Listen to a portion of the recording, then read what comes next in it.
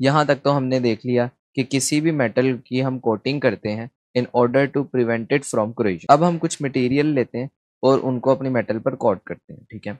Let's suppose हमारे पास एक metal है, आयरन अगर हमारे पास है, तो उसके ऊपर हम कोट करेंगे टिन की, ठीक है। और इस प्रोसेस को हम टिन प्लेटिंग भी कहेंगे, ठीक है, या हम इसको सिंपल कह सकते हैं कोटिंग आयरन विद टिन। तो हम आयरन को टिन से कोट कर दें, ठीक है। तो इस प्रोसेस में क्या क्या होता है, इस प्रोसेस में सबसे पहले आयरन की एक बहुत बारीक शीट होती है, उसको डिप किया जाता है मोल्टन टिन में, ठीक है।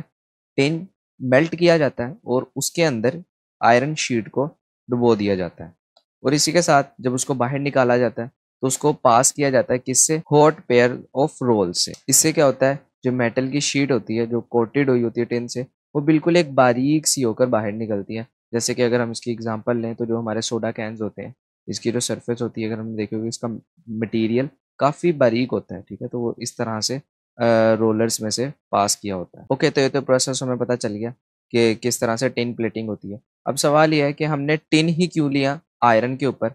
अब टिन हमने क्यों लिया, क्योंकि टिन एक वेरी स्टेबल मेटल है, ठीक है। आयरन क्योंकि एक स्टेबल मेटल नहीं, आयरन रिएक्ट कर सकता है, टिन जो है वो रिएक्ट नहीं करता मॉइस्ट से। तो इस वजह से टिन हमने यहाँ यूज़ किया।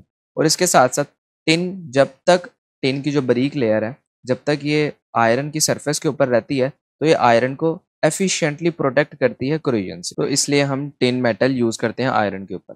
लेकिन इसका एक डिफेक्ट ये भी है कि टिन मेटल सिर्फ आयरन को तब तक प्रोटेक्ट करता है जब तक इसकी लेयर आयरन की सरफेस के ऊपर रहती है।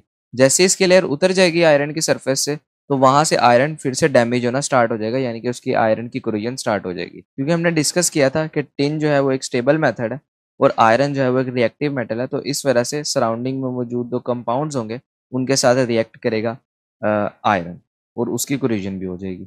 तो एक्चुअली प्रोसेस क्या होगा, जैसे ही लेयर जो टिन की है वो किस आयरन की सरफेस के ऊपर से उतर जाएगी, तो जिस जगह से उतर जाएगी वहां पर एक गैल्वेनिक सेल इस्टेब्लिश हो जाएगा। जैसे कि हम पीछे डिस्कस करके आए हैं कि वहां पर एक एनोड होगा और एक कैथोड होगा, और हमारे केस में जो टिन होगा वो कैथोड की तरह एक्ट करेगा और जो आयरन होगा वो एनोड की तरह एक्ट करेगा। और एनोड पर पॉजिटिव चार्ज होगा, तो इसका मतलब ये है कि आयरन अपने इलेक्ट्रॉन्स लूज कर देगा और पॉजिटिव आयंस क्रिएट करेगा, और ये पॉजिटिव आयंस एनोड बना देंगे, ठीक है। तो एनोड क्योंकि पॉजिटिव होता है, और फिर ये इलेक्ट्रॉन्स जो हैं जब सराउंडिंग में मौजूद H प्लस आयंस के साथ जाएंगे, जैसे हमने डिस्कस किया H2O आयनाइज होके H पॉजिटिव और OH नेगेटिव आयंस जनरेट करता है।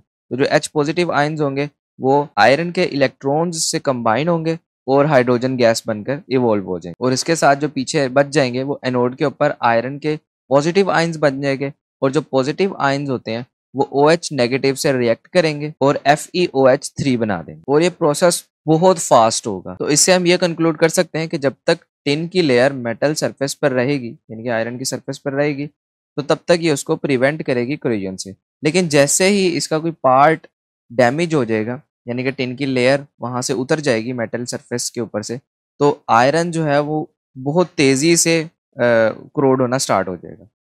ओके, तो ये था टिन प्लेटिंग प्रोसेस।